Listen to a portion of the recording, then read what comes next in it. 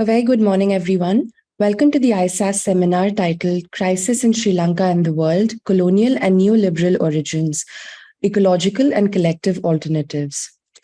We are delighted to have with us as guest speaker, Professor Asoka Bandarage, adjunct professor at California Institute for Integral Studies, US. Today's seminar will discuss themes from Professor Bandarage's book, which provides an in-depth analysis of Sri Lanka's ongoing political and economic crisis, taking into account the island's historical evolution with an emphasis on external political and economic intervention. The session will be chaired by Dr. Rajni Gamage, postdoctoral fellow at the Institute of South Asian Studies, NUS. If you have any questions or comments, please post them via the Q&A option. They will be consolidated for the speaker to respond to in the interactive session. I shall now hand over the session to Dr. Gamage. Thank you, Amita, and thank you, Professor Bandarage, for joining us today. Also, thank you to the audience who is with us right now. This is a webinar by the Institute of South Asian Studies, ISAS, at the National University of Singapore. And it is 11 a.m. here for us in Singapore, but we understand that it's very late in the night for you, Professor Bandarage. So thank you for accommodating us and our audience at a time that is less convenient for you. So I will say a few words about Professor Bandarage and the book, and a few words about the format of this webinar.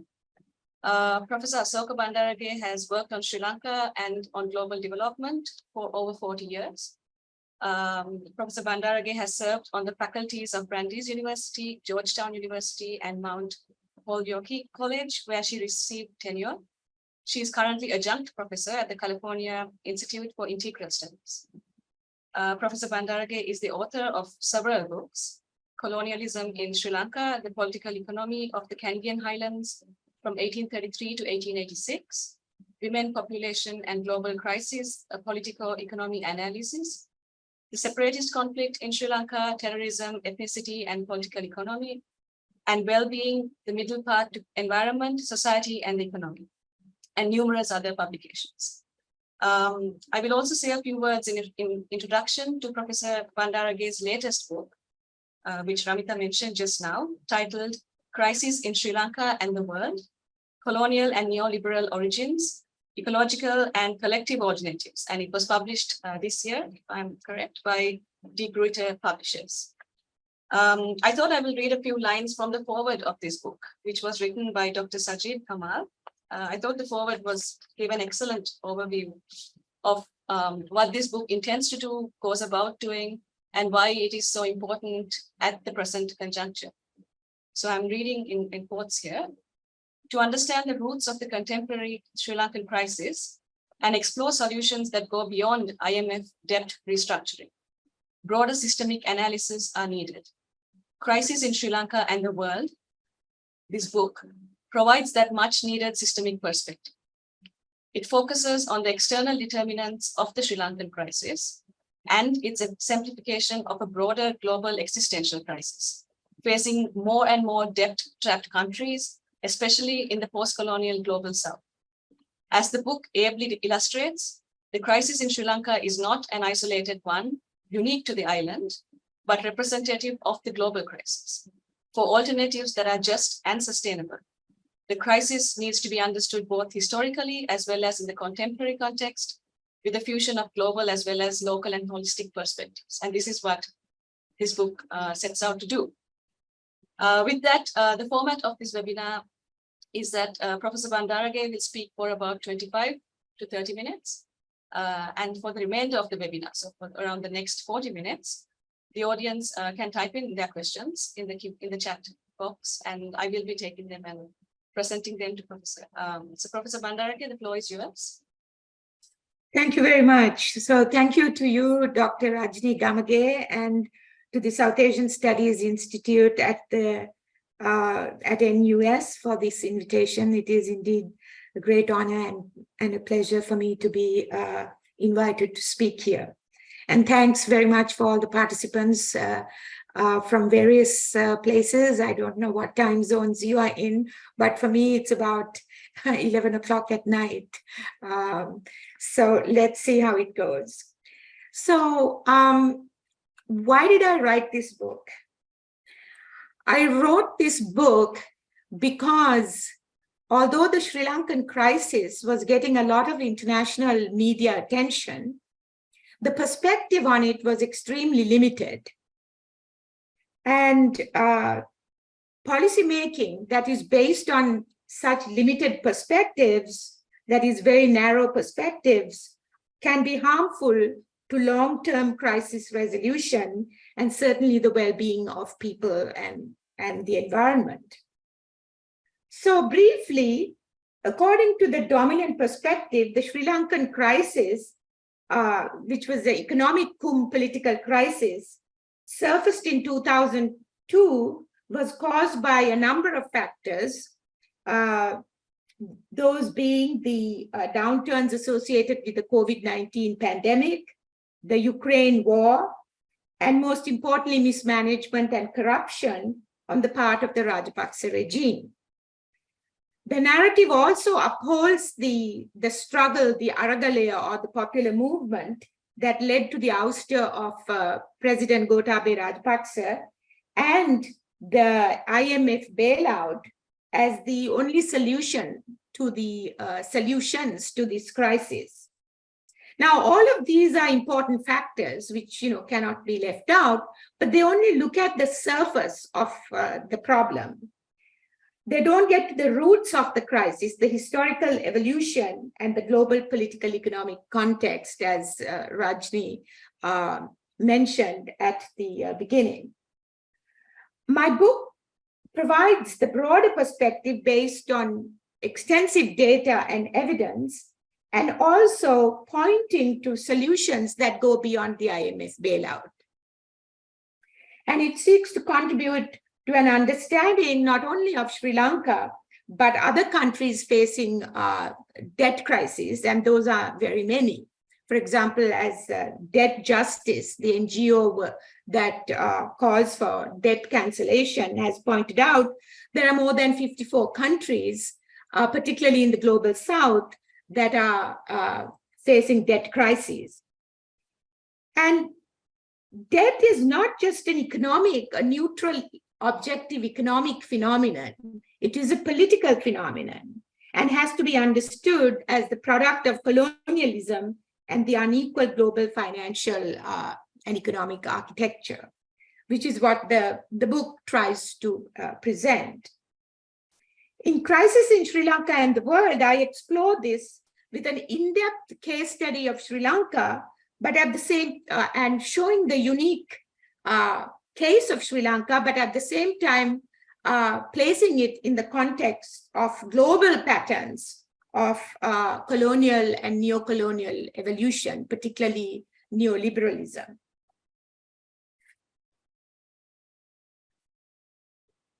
Obviously, I'm not going to try to cover everything that's in the book, because I want you to get the book and read it. And I'm just sort of giving you a very brief summary and synopsis. So the understanding of the colonial period, particularly the period of the British colonial period, and the introduction of capitalist development is very crucial to understanding the origins of the current crisis. So I explore how under the British, during the course of plantation development, private property rights were introduced and large-scale land appropriation took place. And with plantation development, a number of problems emerged, like deforestation, environmental degradation, as well as displacement of populations and pauperization. And the book explores how Sri Lanka was incorporated into the global capitalist economy as a dependent peripheral economy, and the creation of an export-import economy based on first the export of coffee, and then later it became tea, and also simultaneously dependent on the import of essential commodities like food, fuel, medicine, so on and so forth. And particularly the import of rice became crucial. So not only in Sri Lanka, but around the world, this type of economic system was set up. Previously, self-supporting economies were distorted and turned into exporters of primary products for European manufacturing and importers of basic necessities. So the current economic crisis in Sri Lanka and elsewhere have to be seen, at least the roots of it have to be located in this economic system and the particular manner in which countries in the colonial countries in the global south were incorporated into the global economy. Now, colonial countries gained independence at the end of the Second World War, but as many analysts have pointed out, the economic dependence continued and the hierarchical, the unequal economic and financial architecture of the global economic system continued. In many cases, the terms of trade increasingly disadvantaged the third world countries.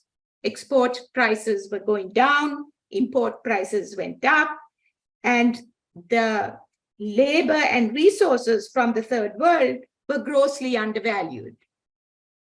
And this is, of course, a continuing phenomenon. And these, with the rising populations, and of course, corruption and mismanagement of local rulers contributed to endemic economic crises, which worsened with dwindling foreign exchange reserves. So this has been an ongoing feature of the global economy. The debt relief and the aid given by the IMF, the World Bank, and other institutions have been merely band-aids, which still keeps these countries tethered to the exploitative financial and economic structure. Sri Lanka, for example, went to the IMF 16 times before this recent bailout in 2023. And the long-term result of this is the drain of resources from the global south to the global north, and it's not the other way around, as commonly assumed. According to calculations published in the Journal of New Political Economy, and I quote from the book, and I have a number of statistics on this, but just one that is particularly pertinent to the debt issue. Between 1980 and 2017, developing countries paid out over 4.2 trillion solely in interest payments, dwarfing the financial aid they received from the developed countries during this period. Now, this is something that is not often known, that it is the global south that is funding the global north and not the other way around. And with the expansion of neoliberal policies around the world, starting in the 1970s, and particularly with financial deregulation, more and more countries fell prey to the debt trap. This happened with financialization and, with financial capital becoming the dominant force in the global economy, sort of controlling every sector of the economy. And the rise of asset management companies, particularly BlackRock, which is a $10 trillion company. And incidentally, BlackRock is also the biggest ISB creditor to Sri Lanka, ISB meaning International Sovereign Bond creditor. And it is also important to note that the ISB creditors are the largest creditors to Sri Lanka, and that some 81% of the current debt is owed to Western creditors, the ISB creditors and other multilateral and bilateral creditors, rather than to China, as is commonly assumed. So the IMF bailout also comes with huge costs, the conditionalities, which are cost to the country's economic and political independence, as well as security, if you look at the fact that one of the conditions is the privatization of state-owned sectors, including energy and telecommunication sectors. And when these fall into the hands of external sources, it poses a threat to the sovereignty and economic as well as political independence of the country. The IMF solution is obviously a short-term one.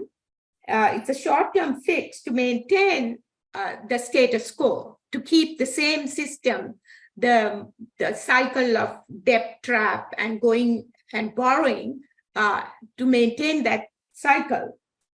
It does not address the long-term needs of bioregionalism, sustainable development, local autonomy, or the well-being of the ordinary population. A small, vulnerable country like Sri Lanka cannot change this global economic and financial system on its own. And it's obviously regional and global solidarity and regional movements are necessary to change the unequal global system. But it is important to remember that Sri Lanka was a leader in efforts to create a new international economic order in the 1970s. And the non-alignment movement in the 1960s and 1970s, the non-aligned movement, which tried to, where global southern countries tried to stay away from the Cold War rivalry between the United States and the Soviet Union and tried to forge independent paths of development on their own, whether it was African socialism, Ujamaa in Tanzania, the middle path in Sri Lanka, import substitution efforts in Latin America, and also various efforts at nationalization of resources and institutions in many global southern countries. Now, in the long term, many of them failed because of, not only because of internal corruption and mismanagement that is often given as the reasons for their failure, but also because of external pressure and external intervention to avert countries from going off on their own individual paths, away from the dominant trajectory. So here it is interesting to note that in Sri Lanka in 1961, the then leftist nationalist government nationalized foreign-owned oil companies like Shell, Caltex, and others without giving compensation. This led to a massive backlash, including the passing of what's called the Hickenlooper Amendment in the US Senate in 1962, which called for stopping aid to Sri Lanka and other similar countries which tried to sort of stay away, to move on their own paths or challenge the dominant economic trajectory.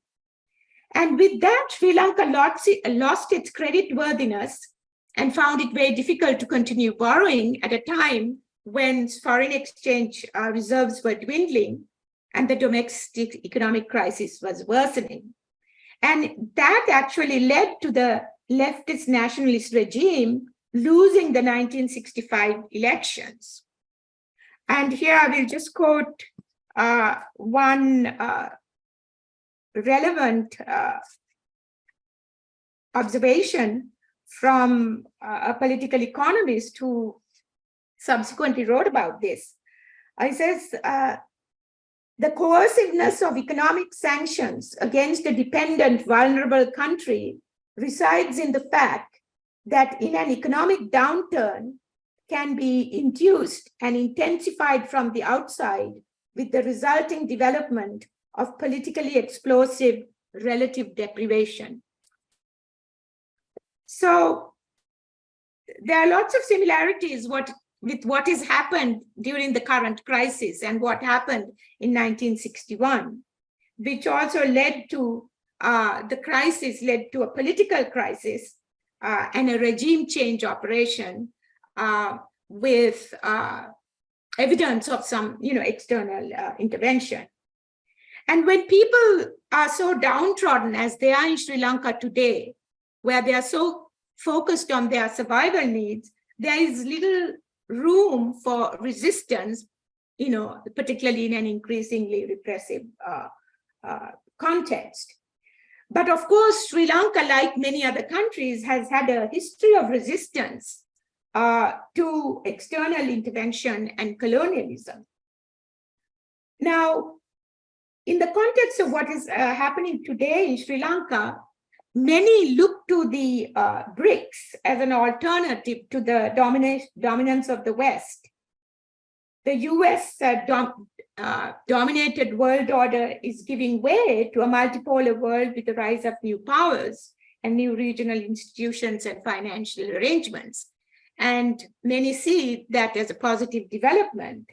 But I think at the same time, we need to question if the BRICS alternative, if that is in fact a real alternative, really is a genuine alternative to the market and technology-driven economic system. Are they providing a new model of partnership, a new model of ecological and collective development, or continuing on the same model that is based on domination, profit, and power? And we need to question this, particularly with regard to Sri Lanka and the role of, say, China and India. For example, the port city that is Chinese funded has raised a lot of environmental concerns. And there's been a lot of resistance on the part of environmental groups on some of the developments associated with the port city. Similarly, with regard to Indian expansion, the expansion of Adani Group into Sri Lanka to build a wind power project in the Mannar region, has also raised a lot of questions, because that project has been is very controversial in the manner in which it was handed to India, and two, it was handed without prior environmental assessment being done in what is a very sensitive ecosystem. So I think that these need to be borne in mind without sort of simply saying that BRICS is the alternative. There are, in fact, networks, movements, scholars, activists thinking and about really genuinely alternative thinking on ecology and social justice and the need for transformation of consciousness and actually psychosocial transformation. They have to go hand in hand, because in order to change the current situation, we have to question the underlying values of domination, of profit, of power, and juxtapose that with the need for the values of partnership based on the reality of interdependence, both of interdependence between human and nature and among human communities. And I think that one of the problems with the dominant perspective is that it doesn't give enough room for this discourse to develop.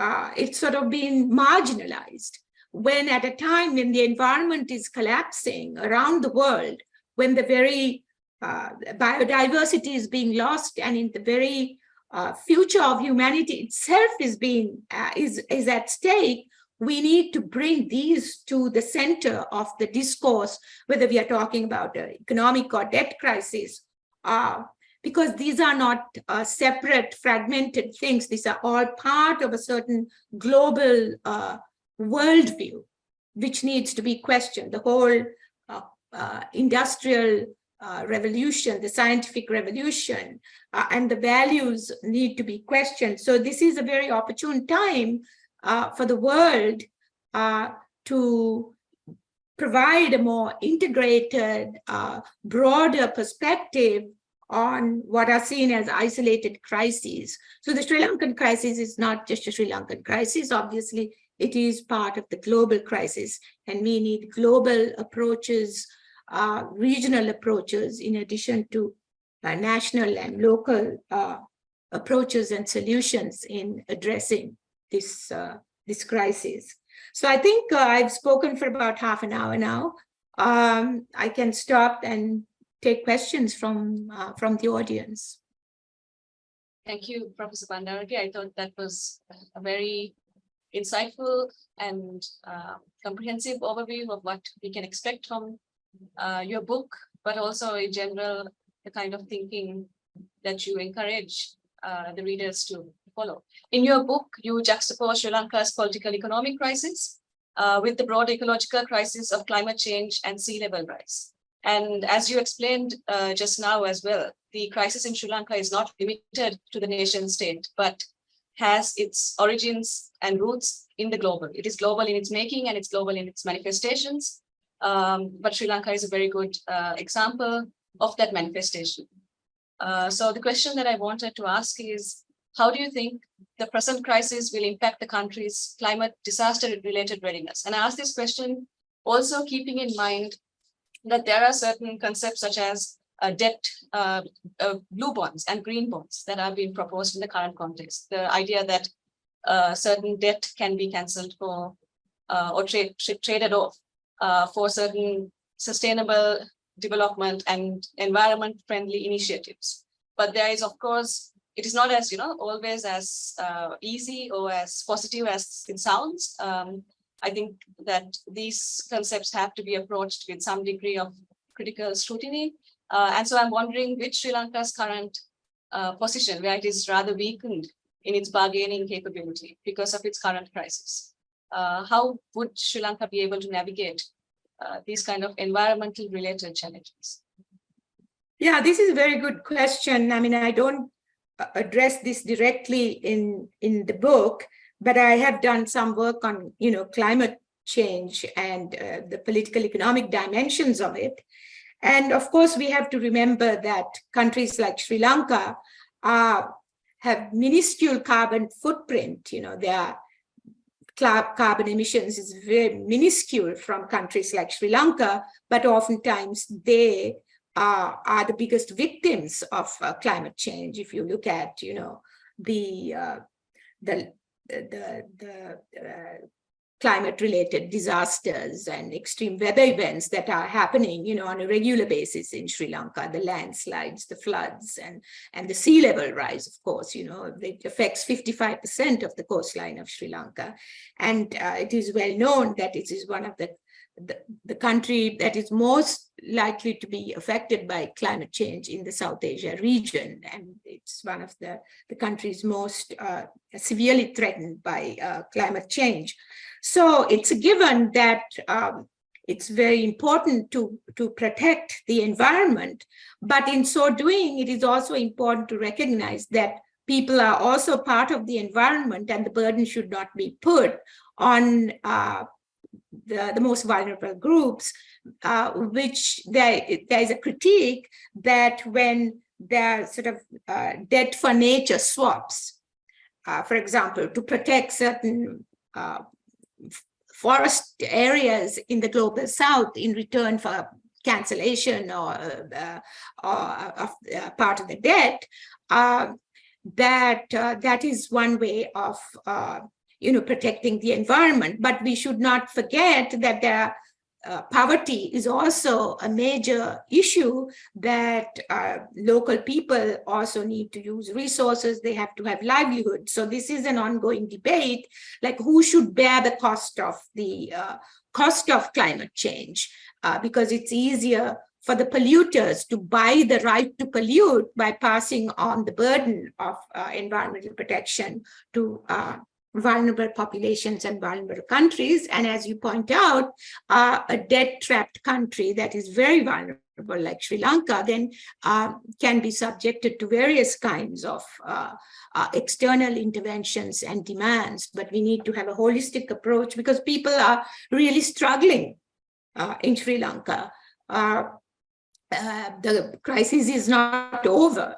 A lot of people are leaving the country, especially in the medical sector. In some of the hospitals I've read, there's not a single anesthesiologist. So how are people going to go through surgeries? The essential drugs are not available. What is available is of very questionable value. So I think that it is important. That's why we cannot talk about environmental protection without social justice. That is why the concept of climate justice is really important, not just climate or environment. Right. Thank you, Professor Bandarage. I think that's very interesting in terms of how you said that when we talk about response to climate change, how often the burden of it is unequally shared. And there's this concept of it not just being countries that bear this burden, but also certain groups of businesses and political elite that sometimes benefit from this unequal burden. And this idea of how privatizing profits, but socializing the costs of many of these initiatives. And from there, I wanted to lead you to the second question, which is that you talk about in your book inequality levels, very high inequality levels in Sri Lanka, again, not unique to Sri Lanka, but exacerbated by the pandemic and by the current economic crisis. In the context of these widening disparities in society, how do you anticipate the interests of the majority of the public, the people whom you just referred to just now as undergoing increasingly extreme hardships in their livelihoods? How do you think that these sections of people can agitate or mobilize for their rights in a democratic fashion? Yeah, I think that's why that discourse, forums like this are important to have a discussion, because these problems are not put forward in the mainstream perspective. You don't hear that very much in the mainstream media or in academia for that matter. So to have open discussions and looking at the many facets of this and how there are differential effects of the crisis on different categories of people. And some people have actually benefited from that. And in my book, I give statistics and figures on, for example, misinvoicing plunder, how people in the business sector, exporters and importers, have misinvoiced their export and import earnings and expenditures and repatriated profits and capital abroad. And if some of that, which is sitting in Swiss banks and so on abroad, were brought back, which amounts to something like 53 billion, this Sri Lanka would not have had to go to the IMF. And that's also because of financial deregulation, that there were loopholes which allowed some of the business elite to do that. So there is a differential responsibility, not only for the environmental crisis, but for the economic crisis on the part of different categories of people. And much of the blame is put on the politicians, understandably, but oftentimes the politicians and the economic elite also work together.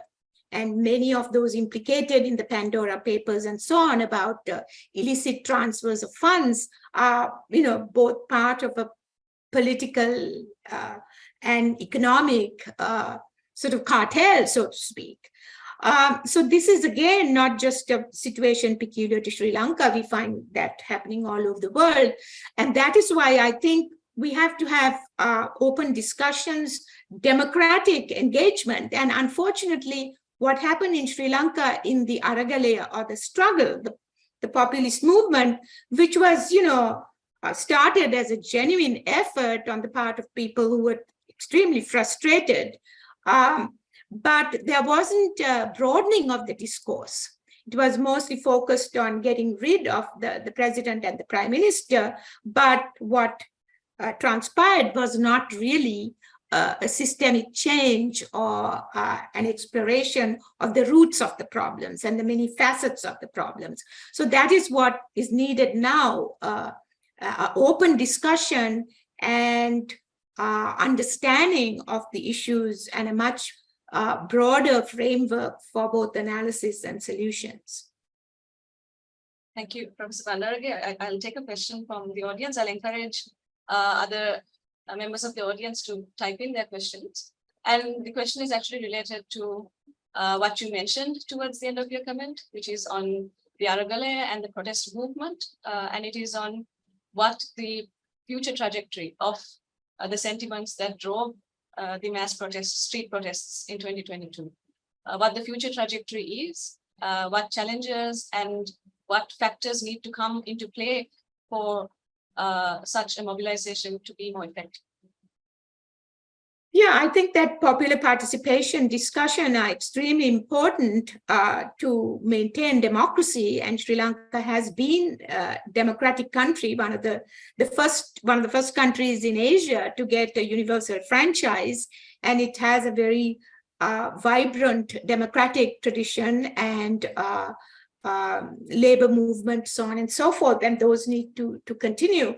But I think what happened with the Aragalia is soon after the ouster of the previous president and prime minister, the discussion kind of stopped. There was not an inner sort of reflection on the limitations of the analysis and what needs to be broadened, the analysis that needs to be broadened. So there is still room for broad coalitions to come together, but the other concern is that there may have been, external interventions that led the Aragalia in a direction that was not necessarily beneficial to the country's long-term development. Thank you, Professor. From Mahanama Pereira, we have a question. As Sri Lanka has entered a bailout from the IMF, what hope do you see for an alternative model to emerge?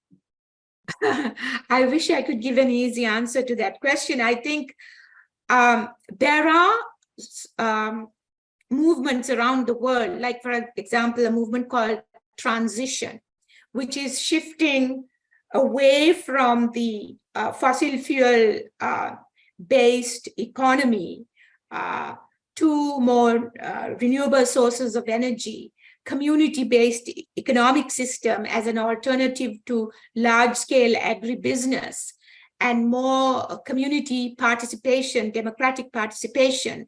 And this transition movement, exists in many countries, not only Europe, but abroad.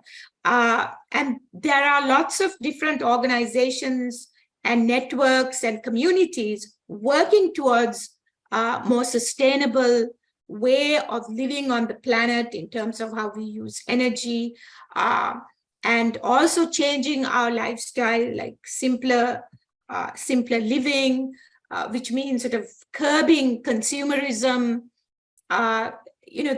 and for example, if you take Bhutan, for example, which is the small Himalayan kingdom, they talk about gross national happiness rather than gross national product, which is symbolically is really important. That what is most important, is it simply profit making and growth for its sake, or survival of the planet and people's happiness? I think we've gotten to a place in human evolution where we have to think about what does it mean to be human, what are our needs as opposed to our wants.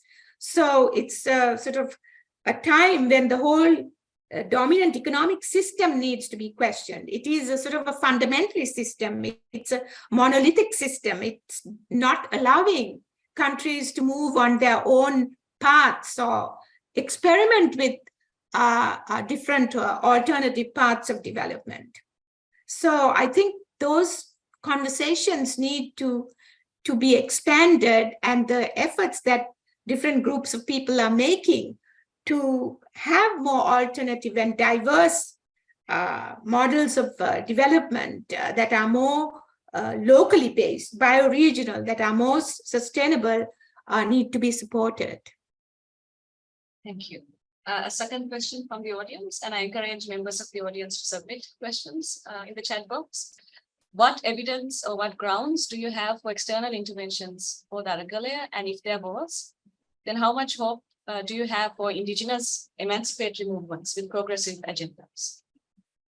Yeah, there is evidence now, and I think since I wrote my book, there's been other publications which are, providing more evidence on external intervention in the Aragalaya, like, for example, some of the IT strategists who were the brains behind the movement, had worked for NGOs which were funded by the National Endowment for Democracy, for example, and the National Endowment for Democracy, which is a US-based organization. This is connected to the state, has funded hundreds of local groups, that have been in the area of consciousness changing in different ways: youth groups, women's groups, democracy groups, human rights groups, so on and so forth. So there is evidence to show that. And also, the media, the international media played a very big role in promoting the Aragalaya, without also questioning some of the actions of the Aragalaya. Why the attempt to oust the president took that particular form rather than sort of a legal effort to oust him through the legal process. And there was damage to property and people involved. There was some violence, although the movement has been presented as entirely non-violent and democratic in the international media. So I think that there'll be more people writing about this and more evidence coming. It's still an ongoing process. Thank you. The next question, as part of the current reforms rollout of the present government, the labor law is currently being negotiated or being drafted. Can you repeat that? As part of the new current reforms rollout of the current government, a new labor law is being drafted. So what hope do you see for the rights of labor being impacted by these negotiations in the current context? Yeah, it is. This really needs to be, taken up by internationally, that it is completely, these laws are to the advantage of the employers rather than the employees, and labor rights, are being suppressed, along with consumer rights and so many other rights of average people. And it also then pushes people out of the country to go and work abroad, and not necessarily, under the best of circumstances. So it raises lots of different questions about human rights, labor rights as human rights. And again, NGOs that talk about human rights issues also need to take up these fundamental questions, that we cannot separate human rights, and labor rights as separate. I'm going to ask the next question, Professor Bandarage, something that got me really thinking when I read your book in chapter 3, where you mentioned how the present crisis is very similar to the events of 1964 to 65. This is the government of Prime Minister Sirimava Bandaranaike.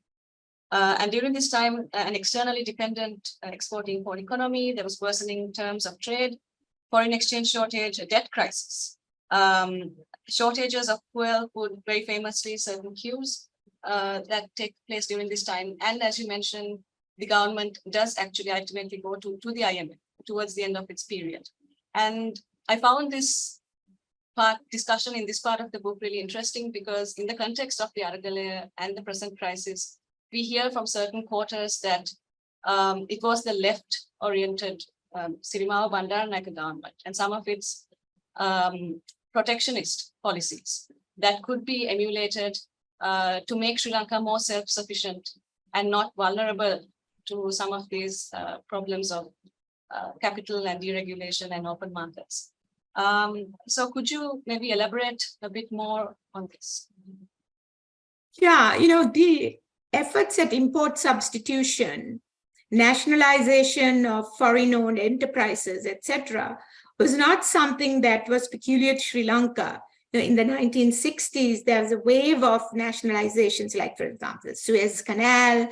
There were attempts in the Congo and many other places to nationalize foreign-owned enterprises. import substitution efforts were very extensive, promoted by Raul Prebisch, the Argentinian economist, and was widespread in Latin America and other places. And these were all efforts to sort of move away from the dependent status in the global economy and to move towards a new international economic order. But of course, they were beset with many problems of corruption, mismanagement, and they were experimental. So there were internal problems for their failure, but there was also external interventions, as I mentioned before, like the 1961, when the Sirimavo Bandaranaike government nationalized the petroleum companies and started the Ceylon Petroleum Corporation. They did not compensate the foreign companies, that were nationalized, and that led to that Hickenlooper Amendment. So there was a lot of external pressure because with the passing of the Hickenlooper Amendment, Sri Lanka lost its creditworthiness and then found it difficult to borrow in a time of extreme economic crisis and loss of foreign exchange. So that eventually led to its defeat in the election. So it's the political, the economic, the local, the global, all these factors were interrelated even at that time, not just today. But today, I think they are even more closely interrelated because we are living in an even more globalized world than it was in 1960s. Thank you. Next question is that in India and certain other neighboring states to Sri Lanka, we see the rising role of identity politics and also political centralization that is ongoing. How much do you think these developments will affect Sri Lanka's navigation of the current crisis? Oh, identity politics has dominated the discourse in Sri Lanka to the point that a discussion of political economy issues, social class inequality, etc., has been marginalized. And while identity politics has its place and its importance, when that becomes the dominant factor and discourse, it takes attention away from all these other issues, including the environment issue, and it divides populations. And as I've discussed in the book, this is the divide and conquer policies, using identity, ethno-religious identities has been a classic strategy of colonialism as well as neocolonialism. So in order to face the crisis, the existential crisis of environmental survival and people's survival, coming together across ethno-religious divides is essential. And even in spite of this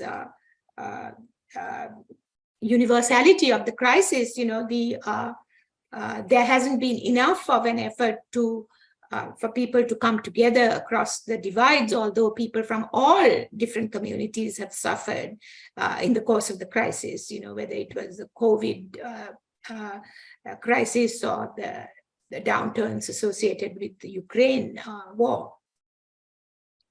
Thank you.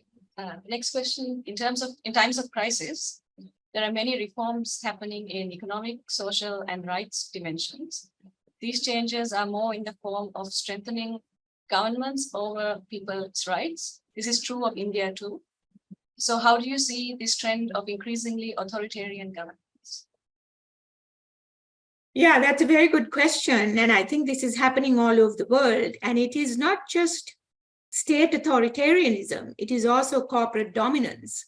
And I think it's very important for us to remember that the world that we live in is dominated by really a handful of corporations and a small minority of billionaires. It's a minority of billionaires who really run the world, and BlackRock, the asset management company, being at the very top of it, and very much a player in the Sri Lankan case as well. So I think we have to see the rise in state authoritarianism and also corporate authoritarianism as moving hand in glove, that they are not necessarily separate. So without really challenging this economic dominance by a handful of megalithic corporations, and especially financial capital, which is at the top of it, because financial capital is driving everything, technology, AI, biotechnology, agribusiness, pharmaceuticals, all of these. And particularly an actor such as BlackRock, I think there's got to be more of a discourse and awareness of that to begin with, because a lot of people are not even aware of this, who the real players are. So there's got to be a awareness, and then a discourse and challenge towards more corporate regulation. There's got to be constraints put on financialization, on finance capital, on ISBs, because countries like Sri Lanka are paying huge interests, and people are not really benefiting from that. Thank you, Professor. The next question is, Sri Lanka is currently facing drought conditions, and since last year, food security was critical, especially following the organic fertilizer policy that was implemented under the Gotabaya Rajapaksa government. What policies or measures can be taken to make Sri Lanka more food and energy secure? Yeah, I think this is a global issue. I mean, organic agriculture is good and it's the way to go, but it cannot be done in the way it was done in Sri Lanka, because Sri Lankan farmers had been induced to use chemical fertilizers and pesticides for decades. You know, they were encouraged to do that, and then suddenly they were told to go back to organic agriculture overnight. And that's and this was supposedly to save foreign exchange, but the whole thing backfired. You know, it has to be a much more careful and well-planned effort. And for that also, I think it's important to protect the farmers, their rights, their right to the land. I mean, many places there is a process of land grabbing going on. In Sri Lanka, the expropriation of land has been going on for starting with, of course, the colonial period, which I've looked at very closely. But the World Bank and the corporate sector has been pushing for the Sri Lanka to commoditize land, because still 80% of the land is state-owned. And they want to privatize this land. And if it is privatized, and if the smallholders that are holding state land on lease and they don't have outright private property rights, if that's given to them, it's most likely that they will start selling that land, mostly to external groups, including foreign companies and agribusinesses, and they will be dispossessed. So that's not necessarily going to be the solution. This agribusinesses are producing export, things like tobacco and so on and so forth. That's not the model, although the dominant perspective, that is what is being pushed, the sort of the techno-utopian, techno-market perspective is pushing for that, but it is displacing people's livelihoods, people's cultures, people's ways of living all over the world. Thank you, Professor Bandarage. I think we are moving very quickly through the questions, but I just thought I will flag that you're raising really critical issues, especially of land grab, which I think perhaps is not hitting the mainstream discourse as much. A lot of the mainstream discourse is focused to some extent justifiably on the reforms, anti-corruption measures, certain governance-related reforms. But I do agree with you that the focus also needs to be shared at least equally on some of these very critical socioeconomic developments that are happening in the background, especially this issue of land grabs that you mentioned. The next question is, You have also talked about some elements of Buddhist economics in your book. Can you elaborate on them a bit as an alternative? Yeah, I think the terminology is not what is important. You know, it can be called ecological economics or something else, but it is the values that are important. Because the global economic system that we have, particularly the neoliberal form of capitalism, so unregulated capitalism, you know, with all the deregulation, doesn't put any constraints on growth. It's growth for its sake. And it is built on insatiable wants on the human side. You know, it is constant wants, and the economic engine is going very fast, but in the process, you know, destroying the environment, destroying cultures, destroying people's ways of living. Whereas in the Buddhist economics, it is not about poverty. It is more of a middle path about satisfying needs. It's about social justice. And I have a figure in the book that shows that the middle path is not the extremes, either insatiable wanting or complete poverty and austerity, but a middle path where needs are met and resources are shared so that both the planet and people can survive. So people like E.F. Schumacher, you know, who came up with the term Buddhist economics, have expanded on this more, you know, what it means in terms of the use of technology, the renewable sources of energy. You know, he's talked about small is beautiful. You know, do we need these huge projects? What does it mean to live in harmony with nature? You know, permaculture, you know, new form, you know, it's not anti-technology position. It is also talking about innovation and technology, but technology that is sustainable and not inimical to environment and people, and, you know, also people's health. Thank you, Professor.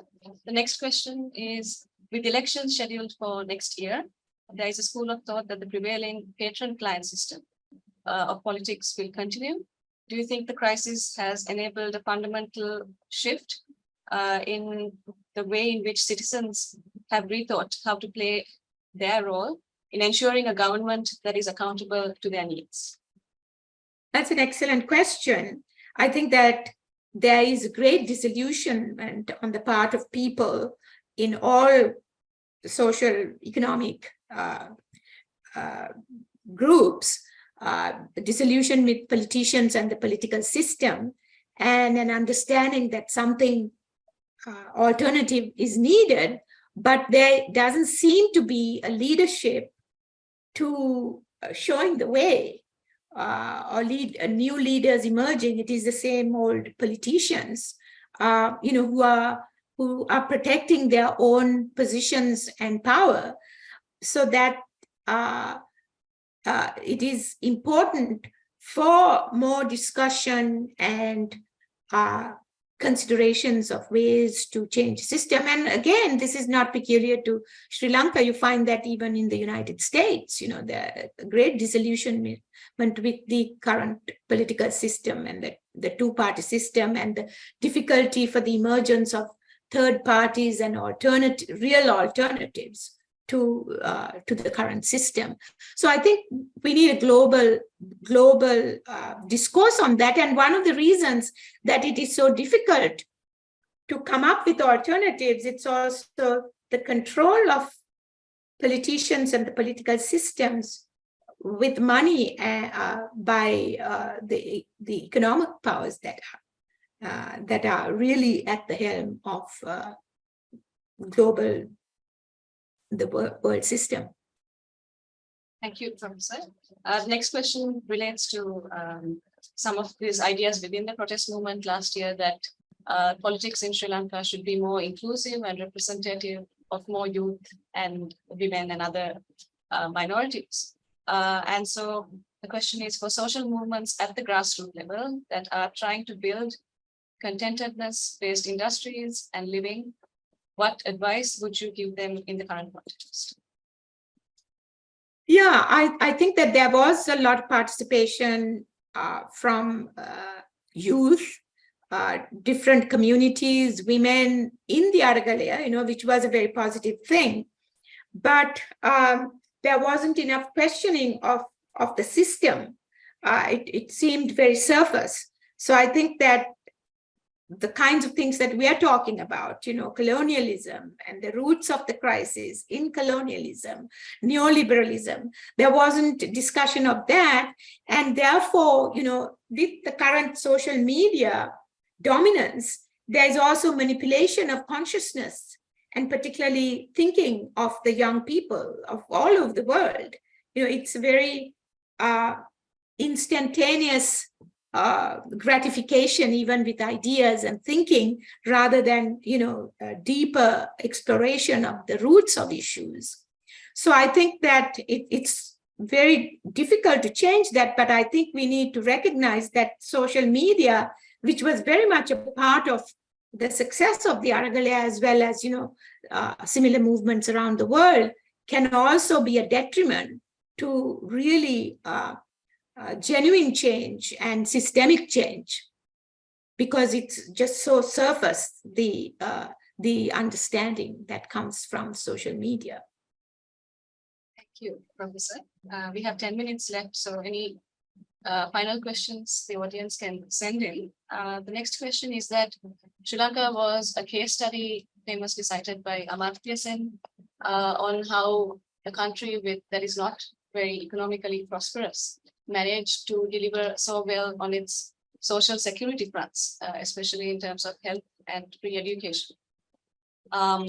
In the current context, you were just mentioning previously how Sri Lanka is facing a crisis in its health sector, and we know also the problems that are within its education system that it's facing right now. And in this context, we hear discourse that questions the value of welfare as a means of economic redistribution. So what are your thoughts on this? Yeah, that's a good question, because Sri Lanka, and I have the statistics in my book, in terms of economic growth, was a very weak player, but in terms of PQLI, the Physical Quality of Life Index, I think in the 60s and 70s fared even better than China. It has very high literacy rates, low infant and maternal mortality, and high participation in schools and so on. So it was a very enviable model for the rest of the world. And that was also not because the politicians or the administrations were genuinely caring or benevolent, but it was because it was tied to the democratic politics. It came with the so-called Donamo reforms of 1931, when universal franchise was introduced. It empowered the average population, which did not have the right to vote until then. And so therefore the politicians had to give them something. And what was given was these social welfare benefits, which led to this high quality of life. But IMF, World Bank model has always been pressuring governments to cut back on social welfare payments as being very expensive and hard to maintain. And for example, the rice ration, when the rice was rationed out to the people, when that was cut, there were riots, and governments were defeated during elections when some of these social benefits were cut. But today it is happening in a large scale, but it is happening in different ways. It is not simply direct cuts, But if you have privatization, if you are privatizing the healthcare system, if you're privatizing the education system, the people with money, the privileged classes are not so hit by that, because they can make use of the private healthcare and private education, the schools, the many international schools, universities, or go abroad to study. It hits the poorer classes who do not have access to the money for private education or healthcare. And the private hospital system and education system, which were exemplary, is really weakening, and it is a real loss. So I think it's not just about handouts, but it's also about providing people livelihoods. And that's not available right now in Sri Lanka, because even the garment sector, is shutting down many of its factories. And the biggest thing that is happening is large numbers of people are leaving the country to find work elsewhere. So livelihoods are not available for people. And so if there are livelihoods, if people can make a decent income, they can also pay for some of the services. But most people are not in a position to do that right now. Because even in the healthcare system, a lot of basic medicines are not available for people. Thank you, Professor. Perhaps this will be the last couple of questions. I'll have to choose from them. In the West, we have been hearing about UBI, Universal Basic Incomes, and Alaska has been practicing some of them. Do you see this as a contradiction of Western policy?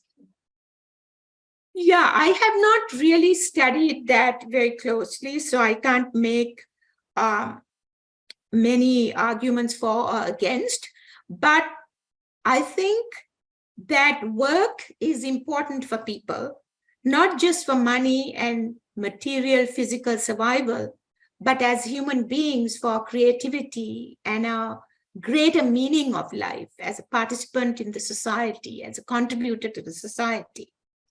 But what is happening with robots and AI now is that people are being displaced, that it is said that just by 2030, that 30% of the global workforce would be robots. So it is displacing large numbers of people, and people are becoming expendable. And so the basic minimum income could be a way to deal with that issue. Here is your basic income, and that's it. Whereas being human is more than just getting a handout and getting something to eat. It's not just being sort of some kind of a passive. It's a passive existence. It's a very active engagement with life. So I think, as I said, I have not studied the issue very closely, but I would take a much broader perspective on that, of the meaning of livelihoods and meaning of life. Thank you, Professor. Again, I think that's a very excellent point that resonates a lot on having to reflect on what universal basic incomes mean and whether that is sufficient for what it means to live in a dignified manner. Perhaps this will be one of the last questions, which is, do you see social media in its current form as a challenge in addressing the present global crisis? Yes, social media in its current form is a major problem. You have to ask who owns the social media.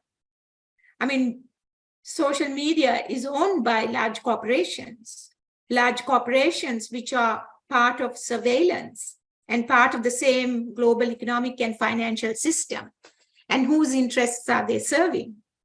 And some of it may be conscious and unconscious, but there is a manipulation of consciousness.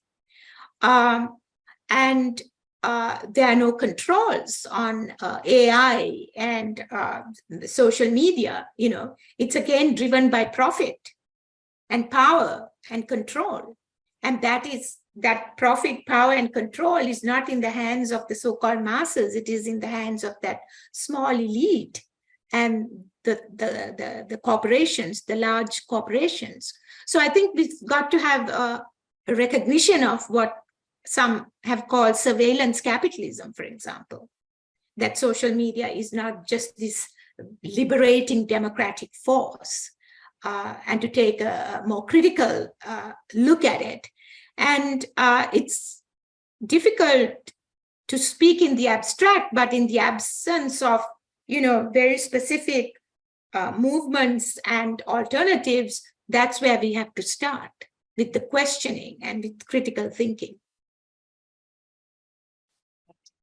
Thank you, Professor Bandarage. I think we might have to wrap up the conversation right now. Perhaps I can send you the remaining questions later. But I think that was a very good point to wind down the conversation, because looking forward, certain challenges or even opportunities that we face with technological developments and fundamental rethinking of the ways in which our economic systems and political systems can be shaped to kind of address the challenges that we face going forward. So thank you very much for joining us today, for sharing your very insightful reflections with us at this webinar hosted by ISAS NUS. And thank you also for the audience that joined us today. Thank you very much. Yeah, thank you, Rajni, and thanks to all of you. I really appreciate it. Thank you then, everyone. Have a good day.